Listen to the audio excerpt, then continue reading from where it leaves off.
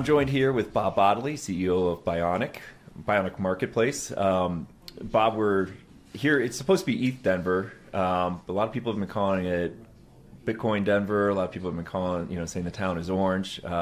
Obviously, excited to have you here and talk through what's going on in Ordinals and how Bioniq's contributing.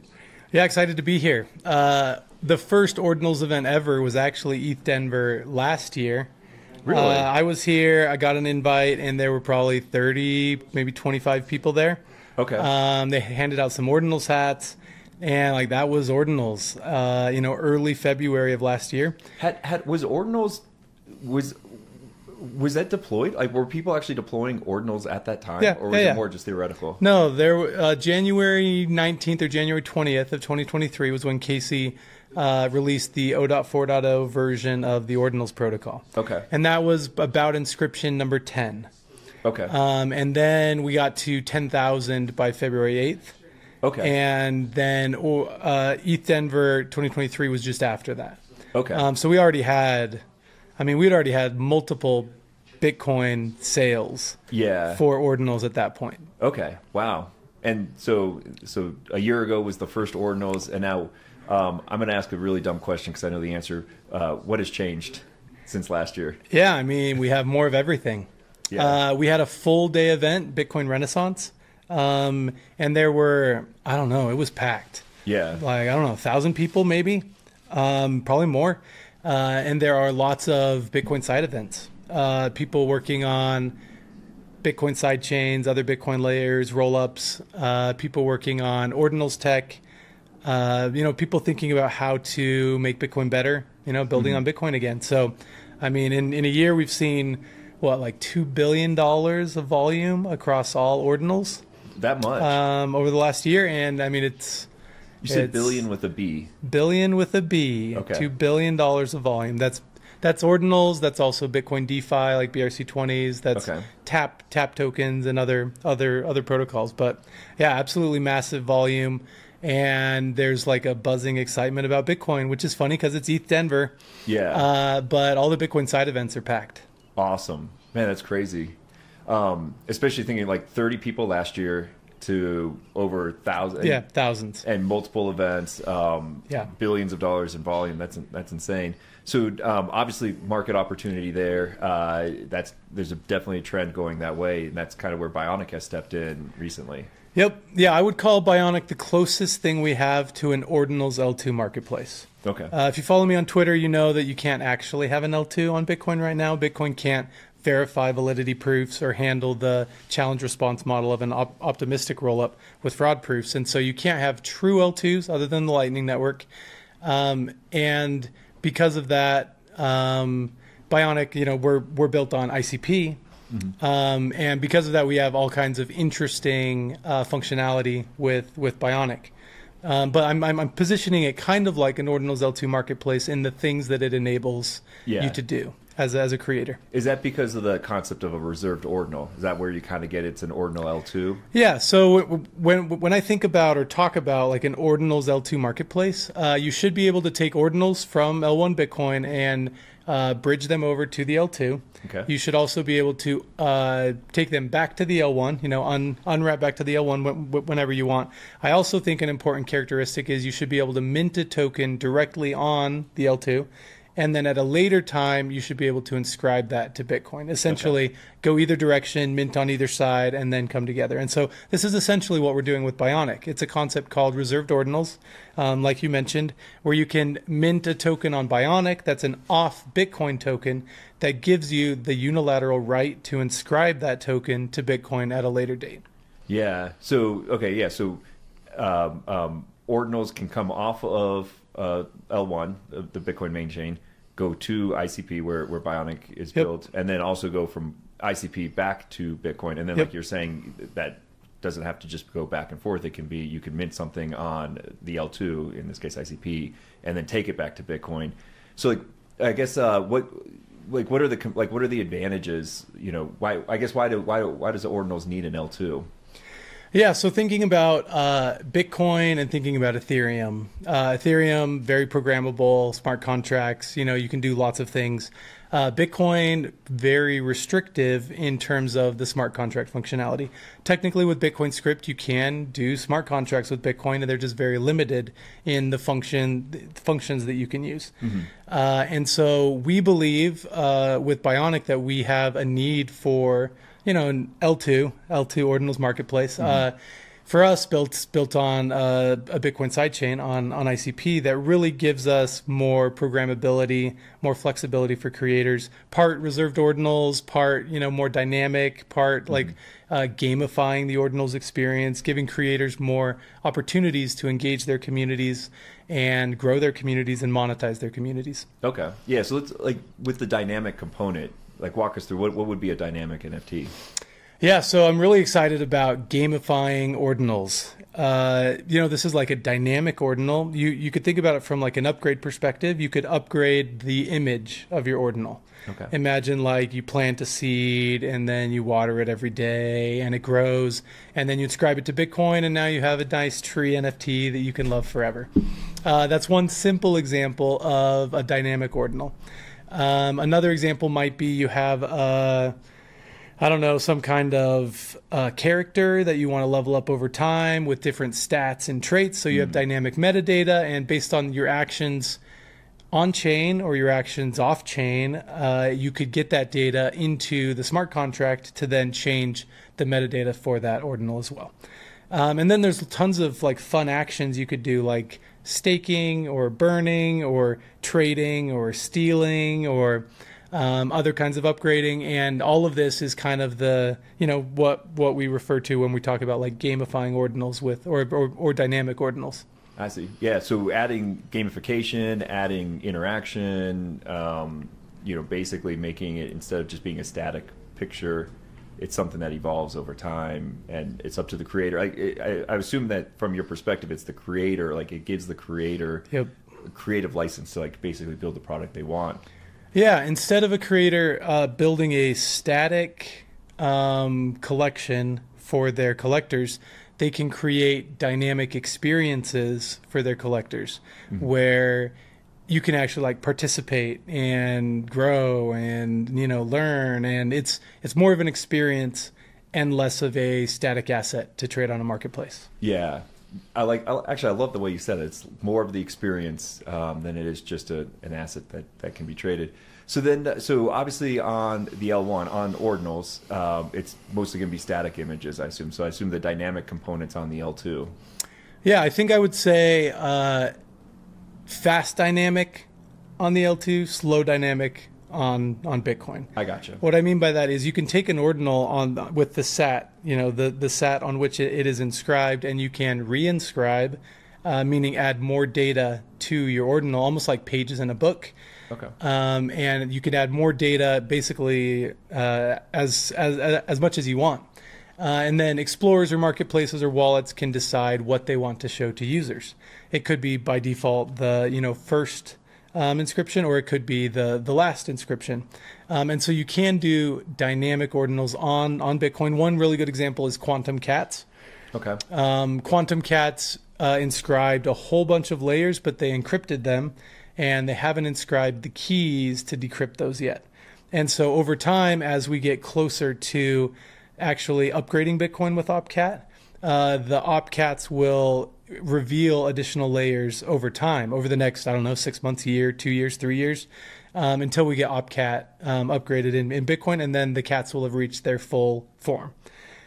So because OpCat's obviously controversial, right? Just as anything upgrading Bitcoin is controversial, it feels like. And it almost sounds like you're creating that's an example of creating a community that would actually support the upgrade because they've invested into it, and they're.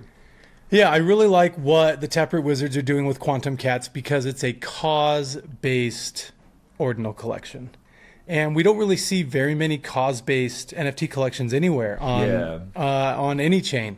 Actually having a purpose, a stated purpose, like a good thing that you want to accomplish in the world with a bunch of other people. Yeah. And then reflecting the process in the collection itself, We have the first instance of BitBland, which is, the Bitcoin improvement process. No one's really documented that before, and that's come out of the Quantum Cats initiative. And so a lot of things to love about this kind of cause-based ordinals collection. And I think that's probably why I like Quantum Cats. It's a dynamic ordinals collection. Yeah, so that's really fascinating that you take something as I don't know, static as Bitcoin, and then you're trying to basically give reasons to interact with it and bring some like new perspective onto the technology. In terms of actually just zooming back, so I mean, we talked about why ordinals, or that ordinals has gone from having an event with 30 people to an event with hundreds and thousands of people here in East Denver. What is it about ordinals compared to NFTs that has led to this explosion in the industry? Yeah, I think part of it is Bitcoin market cap. Just take a circle that's ETH market cap, and then take a circle that's ETH NFTs, and then take a much larger circle that's Bitcoin market cap, and it's really easy for the mind to think, think how big that NFT circle could be on Bitcoin. The parallels is really easy for anyone to just kind of grasp. So that's part of it. Part of it is like 89% of the world has heard about Bitcoin. With the Bitcoin ETF, with more inflows there, it's just really easy to think that why not have NFTs on the grandfather or the Mac Daddy of all crypto. Yeah, exactly. And then specifically, one of the technical innovations is a pay once, store forever model for your actual ordinal images and metadata. So something that we like to say, in the ICP community is 100% on chain. And this is what ordinals are embodying on Bitcoin. The image is all on chain. The metadata is all on chain. And in many cases, the provenance is also on chain. And because of that, you have the immutability and security and decentralization of Bitcoin, which you could argue is the greatest database on planet Earth. And now you have, images stored as digital artifacts on Bitcoin forever. Yeah. I mean, that kind of gets around, again, going back to the idea if you could have a dynamic component or a fast dynamic and then slow dynamic, right? And that slow dynamic could be, the speed could be zero, right? Like, it's just going to stay as it is unless you decide to come along and change it yourself. On Bitcoin, it's going to live forever. I always like to call Bitcoin the forever database, right? And so you've got your data on the forever database.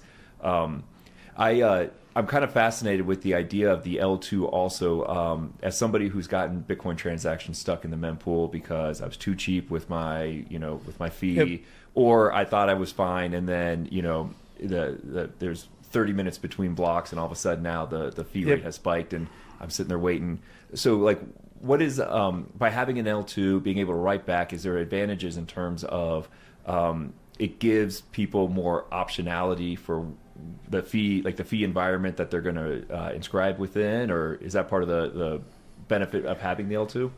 Yeah, I am very particular about my use of the word L2. Okay. Just out of necessity. L2, the term L2 is being dragged through the mud right now in the Bitcoin ecosystem, with all of these projects claiming that they're really nice L2s on Bitcoin, when really you can't even build an L2 on Bitcoin right now. Like, it's just not possible. So just for the readers out there, that listeners out there that need to hear it, you know who you are. So yeah, I would say, Bioniq built on a Bitcoin sidechain, but we could call it, a layer, a layer on Bitcoin. You get all of these benefits, and and in fact, you get the same benefits as you would with an L2. You get the benefits of really fast transactions, so really, really short finality. You get the benefit of very, very low gas fees, or in the Bioniq case, no gas fees and no network fees at all. You get the benefits of these reserved ordinals, be able to mint tokens on another Bitcoin layer that can then be later inscribed. And you also get the full programmability of the layer that you're building on, which on ICP means you have a WASM smart contract environment, so you can do Python, you can do TypeScript, you can do Rust, and you can build really, really powerful smart contracts to do any kinds of things that you want to do. That's awesome.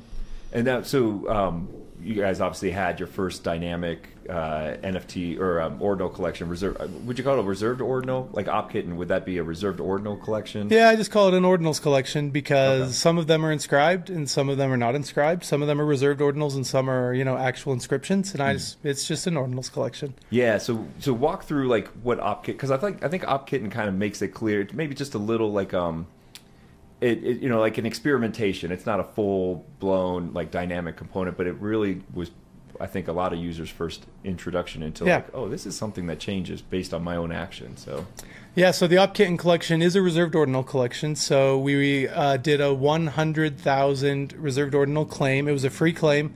Anyone could just come, sign into Bioniq, click the claim button, and get 10 OpKittens.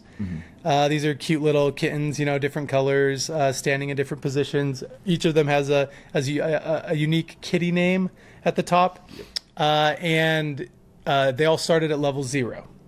This OpKitten project was a tribute to the Quantum Cats initiative, trying to upgrade Bitcoin with OpCat. And so from level 0, you would then walk through every level in the BitLand process. And there are 21, so you could get up to level 21. Getting to level 21, you finally activated OpCat in this little OpKitten game. But the dangerous thing is every level up, there's a 16% chance that your OpKitten doesn't make it and dies. Yeah. Which is tragic for all of the cat and kitten lovers everywhere. That an OpKitten could die trying to upgrade Bitcoin. So you walk through, you upgrade to level 1. It teaches you a little bit about that stage of the BitLand process, and then you can just, keep going and just upgrade. And these upgrades change the reserved ordinal image as well as the metadata associated with it, based on the level. And it's a really cool dynamic collection where you want to try to get to level 21, and then you can, inscribe it to Bitcoin and, store it immutably forever, essentially. Yeah, I mean, as somebody who killed all 10 of my kittens, and I felt like it would be tragic being a cat lover, but also I got to like level 17 with a couple of them, and then to die there was really rough. But I have enjoyed the people who got to level 21, seeing that they inscribe it as like an accomplishment, right? Like inscribing what you've accomplished is a good example. Walk through so that's a level up function, right? So quickly on the OpKitten side, one kind of note there is we had really good community feedback on the dynamic nature of the OpKittens collection. I had people recording videos of themselves with their kids leveling up their kittens. And this is the kind of thing this is the kind of experience I think you can create with a dynamic ordinals collection. Is you can start to create experiences where people are nervous about upgrading their kitten. I know people stopped at level 15. They were like, I can't do it anymore.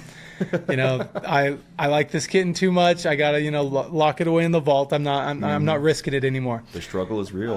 Yeah, exactly. So I had probably dozens of people reach out with videos or with this this tweet of achievement like level 21, baby.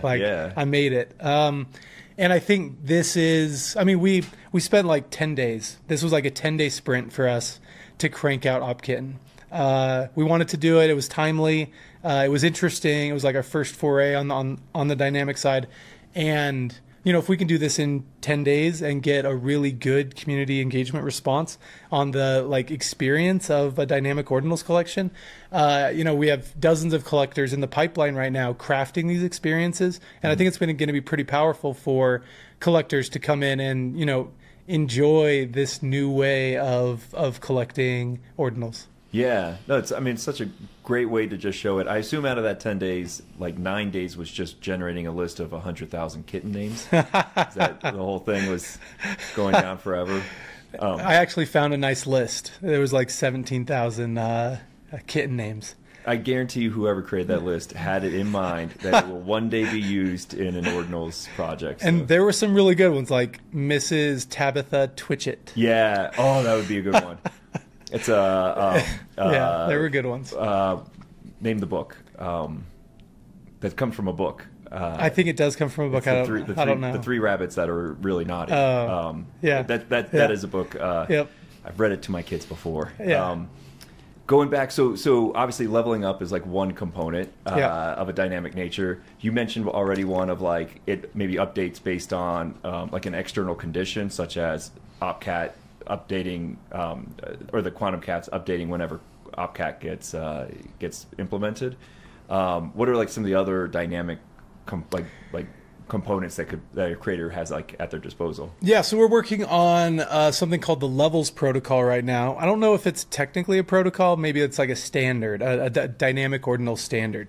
But there are 12 actions, and the 12 actions essentially encapsulate any possible game mechanic that you might have. Mm-hmm. So it could be like airdrop or claim or stake or burn or risk or trade or steal.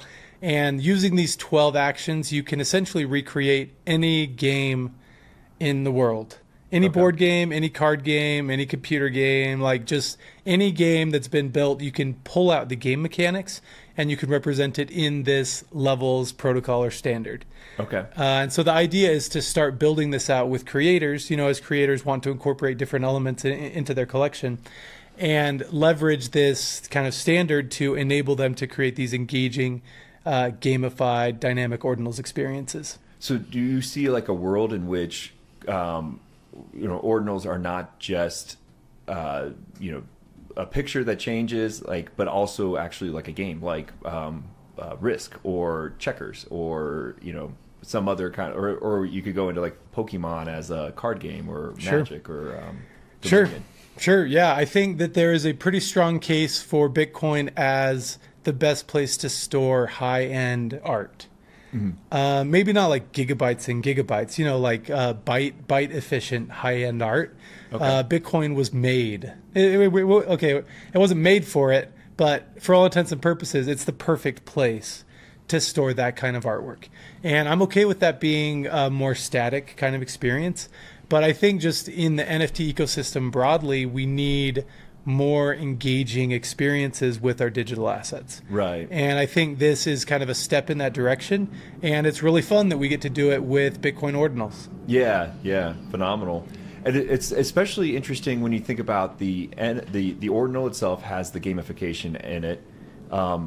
As it's a smart contract, and oftentimes smart contracts can be used in other games, right? And so you've seen it before already, where NFTs are used in a third-party game, and that's kind of part of the appeal of the NFT. But here you have the gamification in the NFT, and also it could still be used in a game that also may be able to add to the dynamic components. Like, it introduces this weird, the movie. Basically layer upon layer of gamification within just a single ordinal. Yeah, there are some interesting composability advantages here, I think. It's also interesting that Bitcoin is perfect for dynamic ordinals because you can reinscribe. Reinscribing, it's like an append-only database, so you have ordinal with data, your initial data, then you have ordinal the same sat. You could just append more data to it. So what that means is anyone could go to any collection on Bitcoin right now, take that collection and craft an engaging experience for that collection that you could then participate in as a collection holder. And you could upgrade your ordinal in a unique way. And you don't have to change the smart contract code. You don't have to change where the images are stored. I mean, images are immutable. You can't change that. But using recursion, recursion is a fancy word for just pulling other ordinal images into a different ordinal. So you can just like layering on top of. Yeah, layering on top. You can just take, like, let's say Bitcoin frogs. Take a Bitcoin frog, and let's say you really want to put a Santa hat on all the Bitcoin frogs. You just create this Santa hat layer, and then you use recursion to go back to the original frog, and you layer them up. So now you have an SVG, a layered SVG, and then you can just inscribe that on the same sat as your original Bitcoin frog. And then you could attach utility or benefits to this Santa hatted Bitcoin frog that is completely independent from the original creator intention of the collection.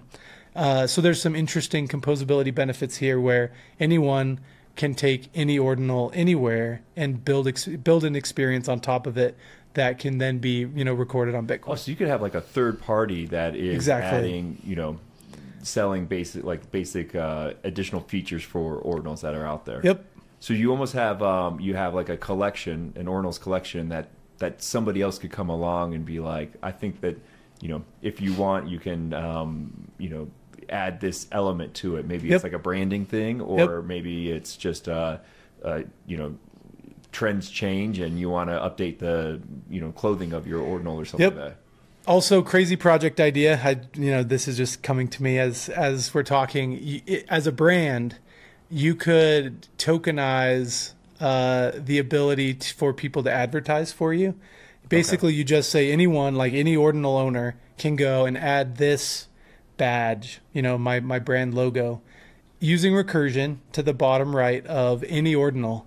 And maybe based on floor price, you get different points. So the higher the floor price, the more visibility, the more points you get. And if you reinscribe that ordinal with the badge in the bottom, then, you know, I give you some certain kind of token.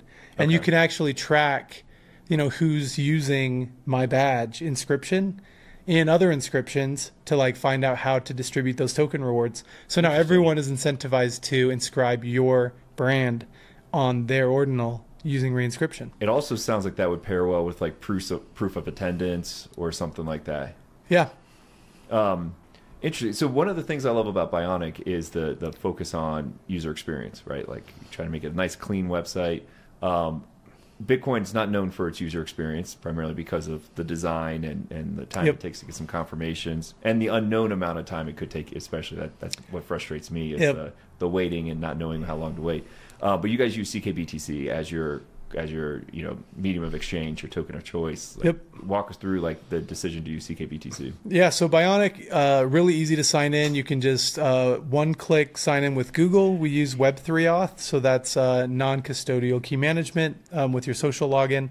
And then we have a built-in wallet right there, full Bitcoin wallet and full ICP wallet, you know, on the wrapped side. So you can receive, hold, send Bitcoin and ordinals in your Bioniq wallet. Receive, hold, and send wrapped Bitcoin and wrapped ordinals in your wallet. And you don't need a browser extension.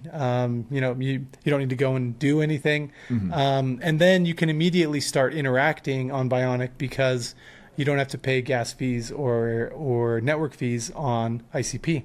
So because of that reverse gas model, we can have users one-click sign up, already built-in wallet, one-click claim, and now they have a reserved ordinal and they haven't had to go anywhere. It's like 5 clicks. I mean, they might be more than 5. I think it's technically 10 clicks because the Web3 sign-in has a couple like confirm screens. Okay, But it's basically like 10 clicks, like quick, just boom, boom, boom, boom, boom, boom, boom, and now you're already onboarded. You have a full Bitcoin wallet. You're ready to go. You have a reserved ordinal, and you can start to participate in the experience of these collections people are creating without having to, I don't know, go to a centralized exchange and buy a token and KYC and bring that token over and wrap the token. Like and then on top of that, the wrapping process on Bioniq is very, very good. So you just come in with Bitcoin. It's really easy to just convert it directly to CKBTC. CKBTC is how we do everything on Bioniq. You can transfer CKBTC and you only pay 10 sats. That's a 1-0. So very, very nice currency to use. And as you know, someone coming from the Bitcoin ecosystem or from another ecosystem, you just come in just with Bitcoin and you're ready to go. Right. Wrap it to CKBTC, and now you know you can do anything that you need to. I love that. I love that basically the peg in and peg out of Bitcoin to CKBTC and vice versa is integrated into the web page. So you have that native feeling of like, look, I understand what's going on. I don't have to, like you said, I don't have to go to a browser extension just to do this conversion and then go back to Bioniq. But then it also gives you that confidence to know you can see right there as you're doing the peg in, you're going to be able to peg out whenever you want. If you want to get back to your native Bitcoin, that's not going to be a hassle. You're not going to have to go find another service to do that. It's just right there in the app. So, and it's just a single click. Convert, pick your direction, pick your amount. Okay, confirm. Super easy. Pick your fee structure and pray that you can get on the next block within Bitcoin. So in terms of you know, as you guys kind of look to the future, like what kind of projects are you trying to, you know, what type of projects are you trying to attract? What type of collectors? Is there specific art? Is there, you trying to focus more on the dynamic component? Is there anything that you want to like really get the ecosystem going with like a specific type of like collection or anything? Yeah, so I think, like I mentioned earlier, our focus is how can we enable creators to create and build experiences for their collectors rather than just some token that can be traded on a marketplace. And that really kind of encapsulates the creators that we're trying to work with. Creators that want to involve their collectors in interesting experiences. This is often creators who have been maybe building for a while. They might have, like a narrative to their community. Those are the creators that we're looking for, that really want to create something interesting, new, fun, engaging for their collectors. Awesome. Sounds like you guys have an exciting future. This time for ETH Denver next year, there's going to be, if you go from 30 to 1,000, you're going 2 orders of magnitude. So that means there's going to be over 100,000 people here for Ordinals next year. Just keeping that trend going. And obviously Bioniq's kind of leading the way in that. Was there anything else that you wanted to touch on as part of the conversation? No, I mean, this has been fantastic. It's been really great for us to build Bioniq on ICP. ICP has a lot of really interesting Bitcoin integration features that just make it really nice to build on as a developer. Being able to read and write to Bitcoin L1 natively, with TCDSA implementation, with Bitcoin Light Node running on chain, and then having CKBTC being able to bring Bitcoin to and from ICP, as well as being able to do that with Ordinals as well. It's kind of, when we started building Bioniq in February of last year, it was everything that we needed to build a nice Ordinals marketplace. Yeah, imagine were you sitting here last year kind of just thinking like, hey, we have a secret weapon here, because obviously being part of the ICP community for so long, the tech stack. Were you kind of thinking here like, oh, actually that Bitcoin integration might give us a head start or like a competitive advantage? And yeah, it was almost like the perfect swirl of forces. We've been building on ICP for a long time, so we have a lot of experience building with the tech. And then with the Bitcoin integration features that DFINITY and others have been pushing on are just really fantastic. And then with the rise of Ordinals, we had kind of this trifecta where it just like made sense for us to build Bioniq. Yeah. Almost like we were destined to be here building Bioniq right now. I love, especially just the idea that you're taking something where it's really well understood, NFTs, a creator creates an NFT and that's just the business model, and then there's a royalty, and you're turning it all up on its head and just saying, look, we want to just wide open the field of creativity here and what you can do. And I love it just because it'll be interesting to see, like, you're going to see people come out, they're going to try to do a collection in a certain way.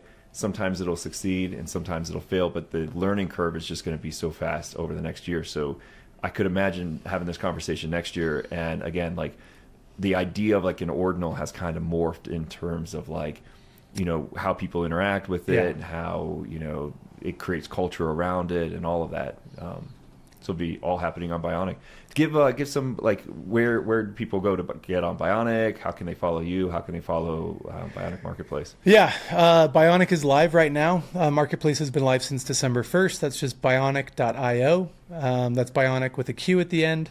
You could also follow Bioniq Market on Twitter, and then I'm at Bob Bodily everywhere. I'm really responsive on Twitter, so if you're a creator interested in doing some kind of interesting experience with a dynamic Ordinals collection, I would love to chat. We're really pushing on the Launchpad side. Our Launchpad's been live for the past couple of weeks. We've done a few interesting collections, and working with, like I said, maybe a dozen creators right now. Awesome. Pushing them through that pipeline. Awesome. Thank you so much, Bob, and best of luck. I can't wait to have this conversation next year and see where everything has gone. Yeah, thanks, Kyle. Happy to be here. Awesome. Thanks.